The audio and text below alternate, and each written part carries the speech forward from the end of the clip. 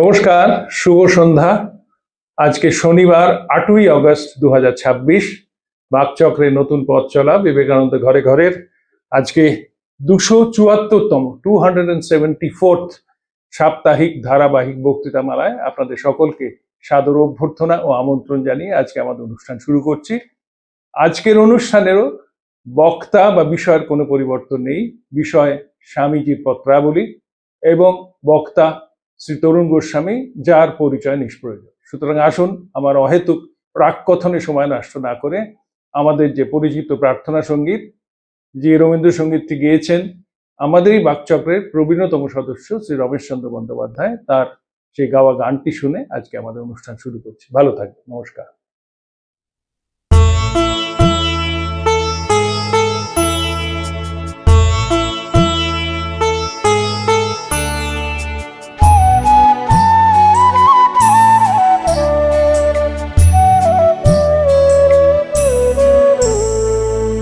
তোমারে করিয়াছি জীবনের ধ্রুবতারা, এ সমুদ্রে আরো কবু হব না গো পথোয়ারা। তোমারে করিয়াছি জীবনের ধ্রুবতারা।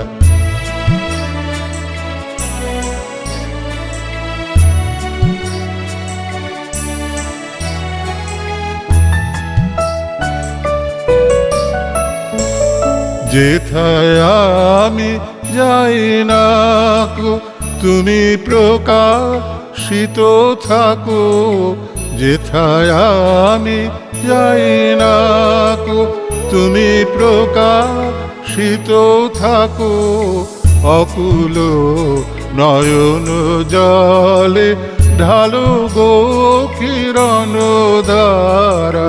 তোমারে করিয়াছি জীবনের ধ্রুবতারা।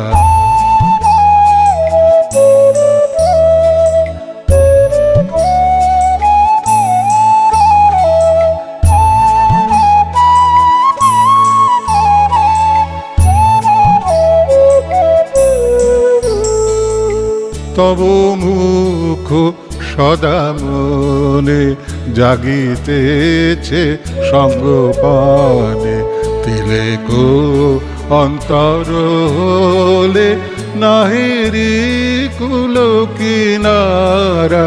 তব মুখ সদা মনে জাগিতেছে সঙ্গপানে, তিলেকো অন্তর হলে নাহেরি কুল কিনারা। কখনো বিপথে যদি ভ্রমিতে চাহে হৃদি, কখনো বিপথে যদি ভ্রমিতে চাহে হৃদি, অমনীয় মুখ হেরি শরমে যে হয় সারা। তোমারে করিয়াছি জীবনের ধ্রুবতারা, এ সমুদ্রে আরো কবু হব না গো পথোয়ারা। তোমারে করিয়াছি জীবনের ধ্রুবতারা।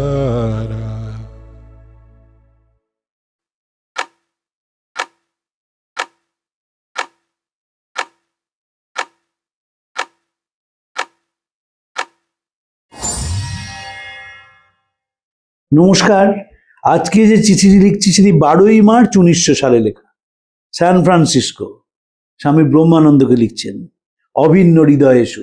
স্বামী ব্রহ্মানন্দকে সবসময় স্বামীজি অভিন্ন হৃদয়েষু বলে লিখতেন। একটু পূর্বাশ্রমের একটা ছোট গল্প বলে এখানে চলে যাই। রাজা রাজ্য চালাতে গেলে সন্ন্যাসী হওয়ার পর বলেছিলেন, রামকৃষ্ণ মঠ মিশনের প্রথম প্রেসিডেন্ট, স্বামীজি সব পদ ছেড়ে দিলেন, রাজাই চালাবে সব। ছাত্র জীবনে স্বামী ব্রহ্মানন্দ একদিন স্বামীজিকে বললেন, আত্মীয় ছিলেন তো দুজনে, যে দেখো তুমি আর জিমনাসিয়ামে যাও না, একটু মোটা হয়ে গেছো, ফলে তোমার পক্ষে আর পিকক ডান্স করা সম্ভব নয়, মানে হাতে হাঁটতে হবে। স্বামীজির সঙ্গে সঙ্গে বললেন, এত বড় কথা, কিচ্ছু হয়নি, দেখ করে দিচ্ছি। আপনারা স্বামীজির বাড়িতে গেছেন, স্বামীজির বাড়িতে বিশাল উঠোন আছে, ওই উঠোনটা মাটির নিচে চলে গিয়েছিল। স্বামী বিশ্বকানন্দজি, পার্থ মহারাজ যখন স্বামীজির বাড়ির রেস্টোরেশনের কাজ হচ্ছে, ওই উঠোনটাকে তোলা দেখতে গিয়েছিলাম। আমি শুধু নয়, একটা বিশাল সাংবাদিকের দল, আর্কিওলজিক্যাল সার্ভে অফ ইন্ডিয়া কি করে সেই চেন বেঁধে যে মাটির তলা থেকে উঠোনটাকে তুলছে। আমরা যখন স্বামীজির বাড়িতে প্রত্যেক বছর 12ই জানুয়ারি যেতাম, আমি বলেছি আপনাকে, একজন ডাক্তারবাবুকে নিয়ে যেতেন। তো সেই ওই উঠোনটায় রাত্রিবেলায় স্বামীজি হাতে হাঁটতে শুরু করলেন এবং ব্রহ্মানন্দজি লণ্ঠন নিয়ে পাশে চলছেন, দেখছেন, গুনছেন কতবার হাঁটছে, হাতে পড়ে যায় কিনা হাত থেকে, কারণ একটু মোটা হয়ে গেছে, অনেকদিন জিমনেসিয়ামে যায়নি বলে। বিশ্বনাথ দত্ত বেঁচে তখন, তিনি উঠে এসছেন, এসে ধমকে দুজনকে শুতে পাঠালেন। আর বিশ্বনাথ দত্ত বড় ছেলেটিকে বড় প্রশ্রয় দিয়েছিলেন, তাই তখনকার দিনে সবাই বলতেন যে এই ছেলেটা মাছ সিটিপাটি করে চুল, সকলের সামনে তামাক খেতে খেতে যায়, একে বিশ্বনাথ দত্তের প্রশ্রয়, তার ওপর রামকৃষ্ণের আরো প্রশ্রয়, 12টা বাজিয়ে দিয়েছে ছেলেটাকে। তো একটু গল্পটা বললাম, কারণ ব্রহ্মানন্দজি এতটাই বন্ধু ছিলেন স্বামীজি। আরো অনেক ঘটনা আছে, সেটা পরে বলবো একদিন। তোমার এক পত্র পূর্বে পাই, শরতের এক পত্র কাল পেয়েছি। শরৎ মানে স্বামী শারদানন্দজি। তাঁর জন্মোৎসবের নিমন্ত্রণ পত্র দেখলাম। শরতের বাতের কথা শুনে ভয় হয়। রাম রাম, খালি রোগ শোক যন্ত্রণার সঙ্গে আছে 2 বছর। শরৎকে বলো যে আমি বেশি খাটছি না আর, তবে পেটের খাওয়ার মতো না ঘটলে শুকিয়ে মরতে হবে যে, আবার ডট ডট। ওই উপার্জনের কথা আগের বার বললাম, স্বামীজিকে উপার্জন করতে হতো। প্রফেট তো, প্রফেটের কষ্ট বেশি হয়। Whom the gods love die young, একটা যেমন কথা আছে, তেমনি যখনই মানুষ কাউকে ভালোবাসেন, মানে বিশ্ব চরাচর ভালোবাসেন, যাদের তিনি ঘুম থেকে উঠে বানান, তাদের বড় কষ্ট দেন, কোনো সন্দেহ নেই সেখানে। শ্রীরামকৃষ্ণ দক্ষিণেশ্বরে ছিলেন। প্রভানন্দজির একটা বই আছে, শ্রীরামকৃষ্ণ অন্তলীলা, পড়বেন যদি বই পড়ার ইচ্ছা হয়। দক্ষিণেশ্বর থেকে মথুরমোহন চলে যাওয়ার পরে ঠাকুরের অসুখ ধরা পড়ার সময় ভার্চুয়ালি দক্ষিণেশ্বর থেকে তাকে তাড়ানো হয়েছিল, কোনো সন্দেহ নেই সেখানে। যারাই হয়েছে, ধরুন ভগবান বুদ্ধ, তিনি বাড়ি ছাড়লেন, 80 বছর বেঁচেছিলেন, 40 বছর বয়সে বোধিপ্রাপ্ত হয়েছে, কি অসীম কষ্ট করতে হয়েছিল তার। যীশু খ্রিস্ট হাতে পেরেক পোঁতা হচ্ছে, তখন তিনি বলছেন, they know not what they do, forgive them. কষ্ট তো করতে হয়েছিল। তিনি ক্রিয়াযোগ জানতেন, নিঃশ্বাস বন্ধ করে নিয়েছিলেন, তার শরীর যায়নি, তাকে তার বন্ধুরা শিষ্যরা পরের দিন নামিয়ে নেয়, সেটা অন্য গল্প, সেখানে আমি যাচ্ছি না। কিন্তু সেই মুহূর্তটা ভাবুন, যাকে পেরেক পোতা হয়েছে। স্বামীজি জীবনে অসীম কষ্ট পেয়েছেন, অসীম কষ্ট পেয়েছেন, দেশে কষ্ট পেয়েছেন, বিদেশে কষ্ট পেয়েছেন। তোমরা আমায় কি দিয়েছো তো ঠান্ডা আলু সেদ্ধ আর 2টো রুটি, স্টাডিকে লিখছেন স্বামীজি।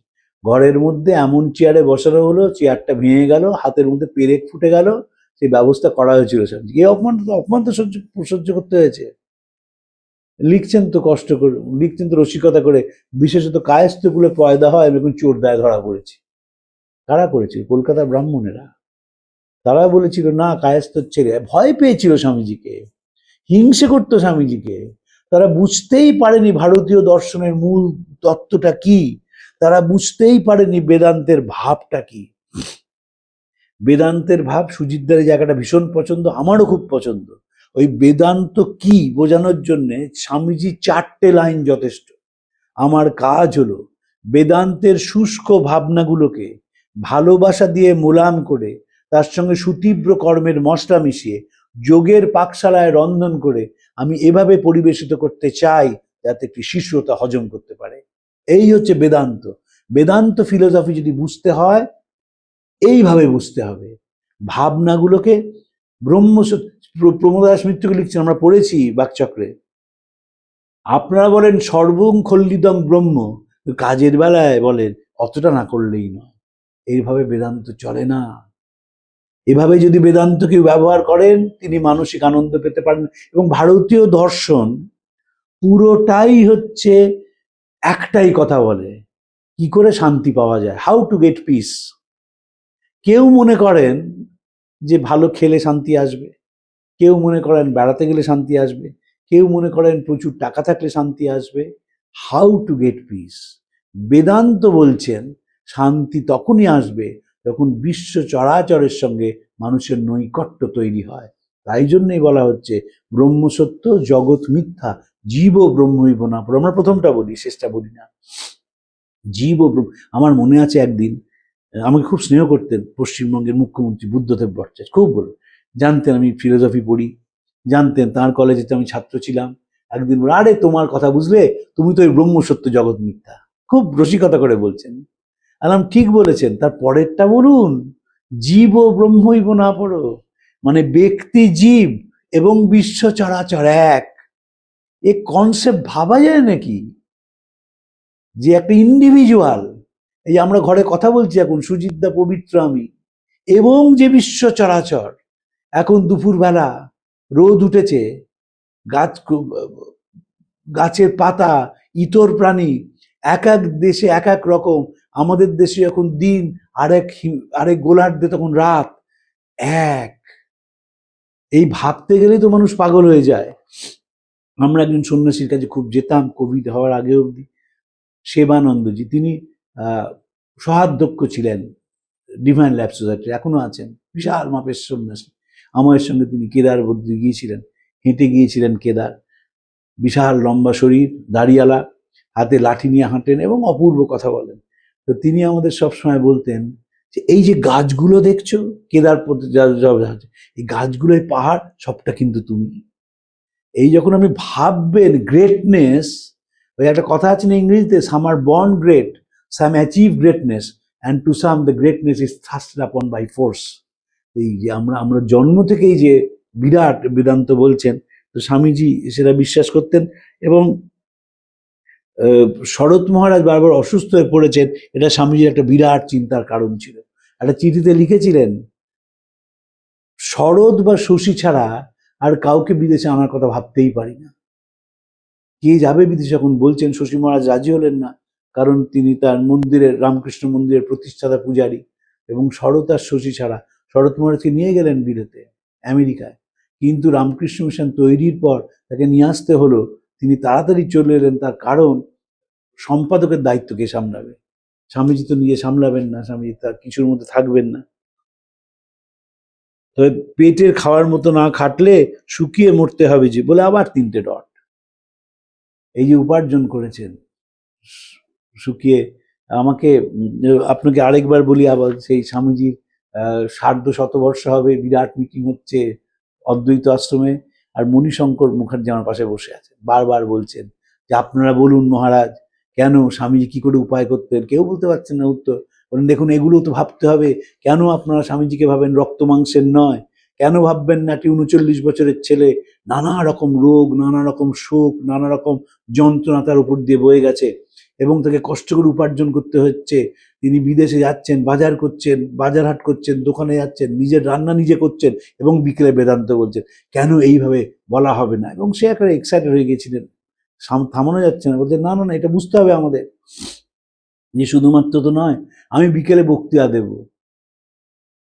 আমরা যারা কিছু কিছু বলি, আমাদের মনে হয় বিকেলে বক্তৃতা দেবো, বড় বক্তৃতা, দুপুরটা একটু বিশ্রাম করে তবে যায়। স্বামীজি ভাবুন তো, সকালে উঠেছেন, বাজারে গেছেন, রান্না করেছেন, মানুষের সঙ্গে দেখা করেছেন, আমার বিকেলে বক্তৃতা দিয়েছেন, বিদেশি ভাষায় বেদান্ত বোঝাচ্ছেন। এটা মনে রাখতে হবে। আমি নাম করে বলছি, যারা বেদান্ত নিয়ে বলেন, স্বামী রঙ্গনাথানন্দজি বলুন, স্বামী সর্বপ্রিয়ানন্দজি বলুন, অরিন্দম চক্রবর্তী বলুন, আর স্বামীজি বলুন, দেখবেন তফাৎটা কোথায়। তখনকার দিনে এই ইংরেজিতে সংস্কৃত টার্মগুলো বোঝানোই খুব কঠিন। যখন স্বামীজি শিকাগোয় বলছেন, তখন তো 30 বছর বয়স। শিবমোহন স্তোত্রের বিখ্যাত মন্ত্র রুচিনাং বৈচিত্রা, স্বামীজি কি ইংরেজি করছেন?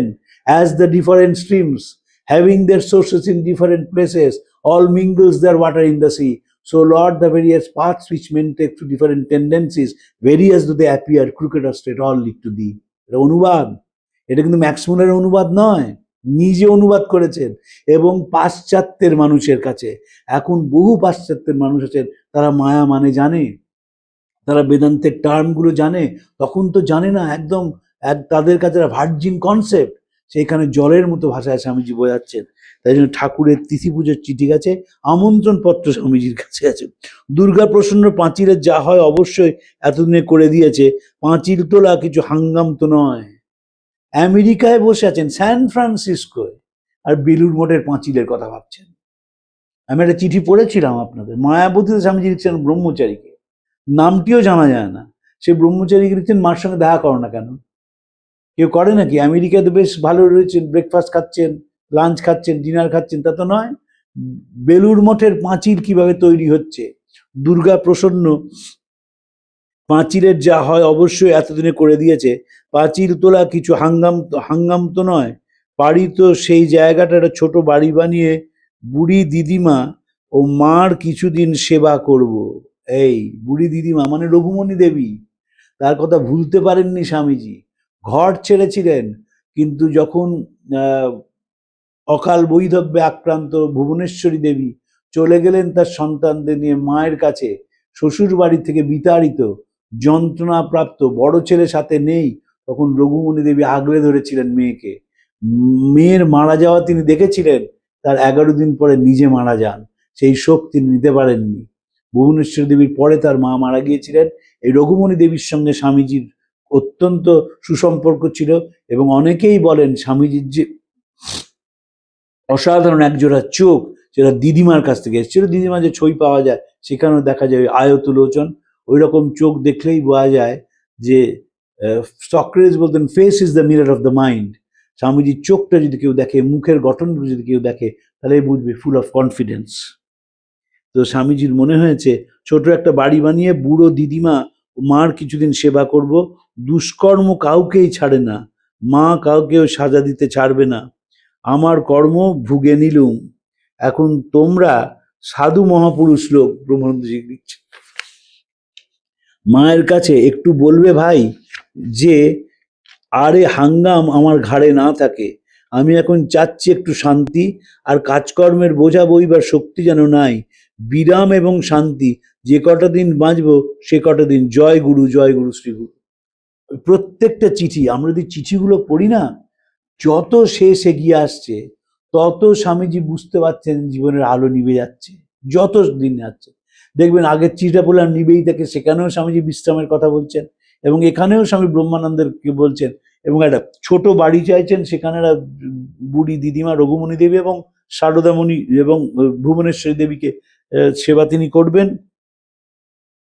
মার কিছুদিন সেবা করার দুষ্কর্ম কাউকেই ছাড়ে না, মা কাউকে সাজা দিতে ছাড়বে না।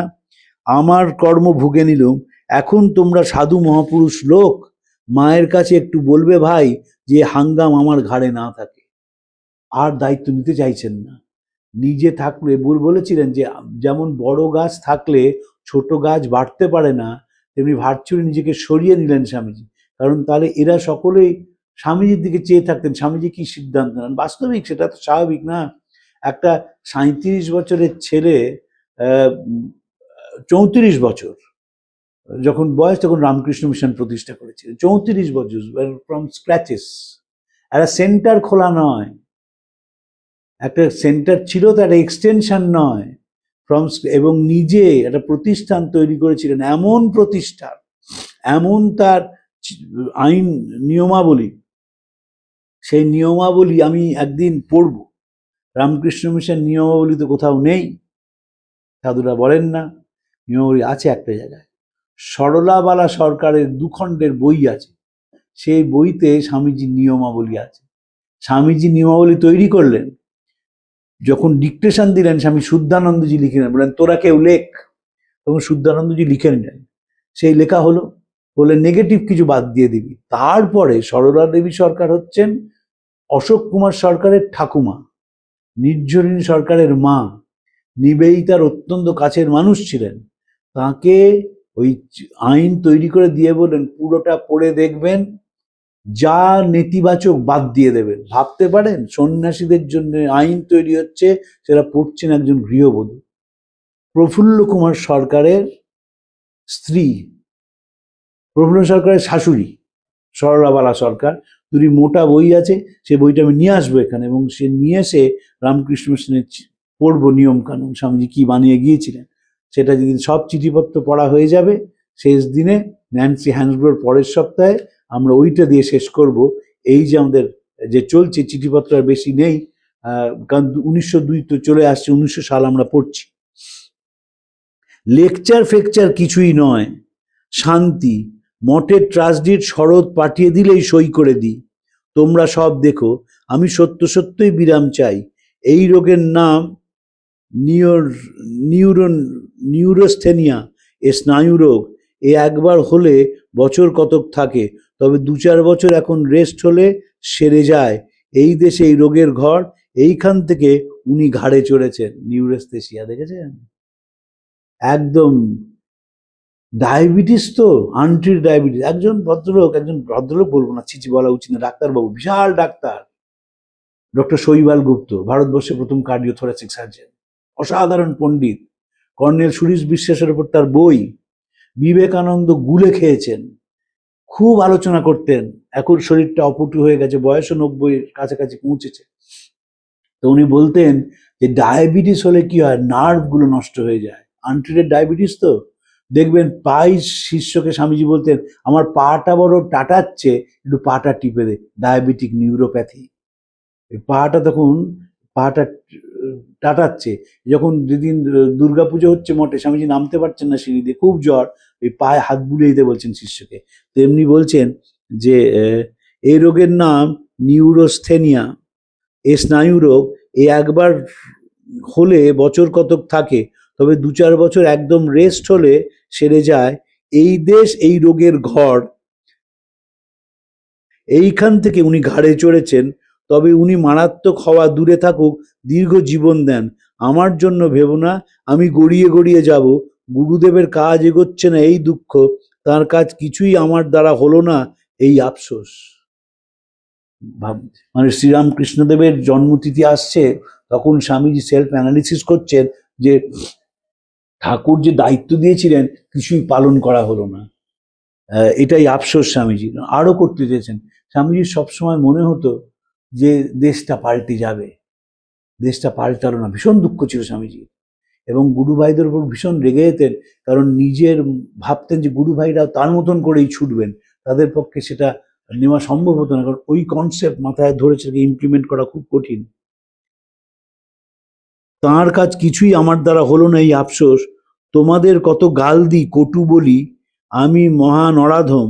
আজ তার জন্মদিনে তোমাদের পায়ের ধুলো মাথায় দাও, আমার মন স্থির হয়ে যাবে। জয় গুরু, জয় গুরু, জয় গুরু, তমেব শরণম।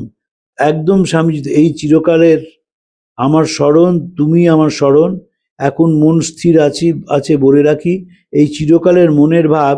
এছাড়া যেগুলো আসে সেগুলো রোগ জানবে, আর আমার কাজ করতে একদম দিও না। আমি এখন চুপ করে ধ্যান জপ করবো কিছুকাল, এইমাত্র, তারপর মা জানেন, জয় জগদম্বে। ওই নার্ভটা তখন আস্তে আস্তে স্বামীজি নষ্ট হয়ে যাচ্ছে, এবং ওই যে দুর্বলতা স্বামীজিকে পেয়ে বসেছে, ওটা নার্ভের অসুখের দুর্বলতা। তার তো চিকিৎসা তখন নেই, কিন্তু বলছেন এ রোগ এদেশে হয়, ঘাড়ে চেপেছেন। এবং ব্রহ্মানন্দকে বলছেন কত গাল পারি। স্বামীজি, আমার মনে আছে একদিন স্বামীজির ঘরে আমরা গেছি, স্বামী লোকেশ্বরানন্দজি গেছেন।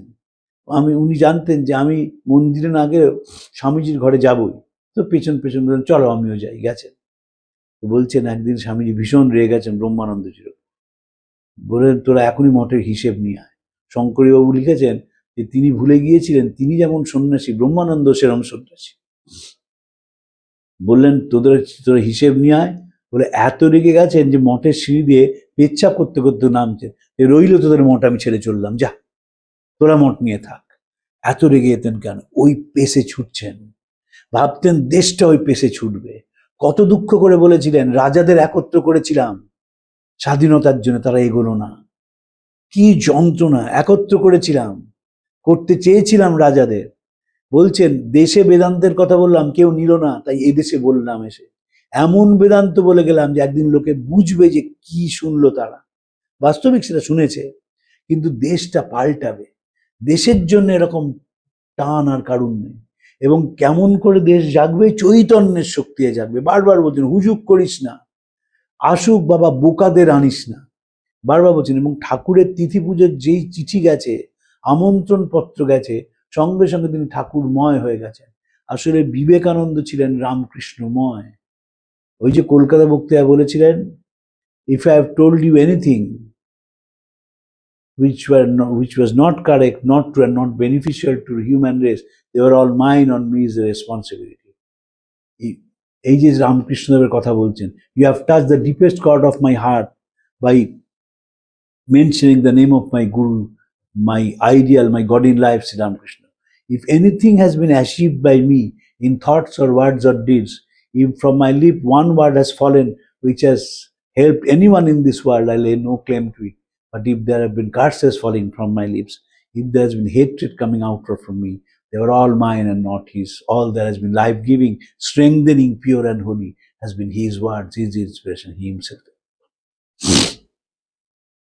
একদম ডুবে যাওয়া।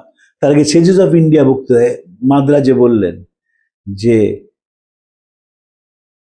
and he came, and his most wonderful part was his life's work was nearly a city which had run mad after these Occidental ideas, a city which was more Europeanized than any other cities in India.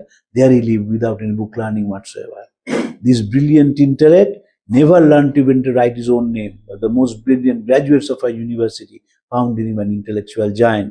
He was a strange man, this Ramakrishna Paramahamsa. If time comes and another opportunity, I shall speak more fully about him. Let me only say now that if I have told you one word of truth, it was his and his alone. And if I have told you many things which were not true, not correct, and not beneficial to human race, they were all mine, and on me is the responsibility. এইভাবে গুরু বন্দনা, অথচ এমন গুরু তার নাম কোথাও বললেন না। বললেন নাম না, ঠাকুরের নাম প্রচার না, ভাবটা নিক। যখন খণ্ডন বন্ধ লিখলেন, আসল কথা লিখলেন, বঞ্চন কাম কাঞ্চন অতি নিন্দিত ইন্দ্রিয় রাগ, ত্যাগীশ্বর হে নরবর দেহপদে অনুরাগ। শ্রীরামকৃষ্ণের জন্মতিথি যেই আসতো, স্বামীজি পাল্টে যেতেন।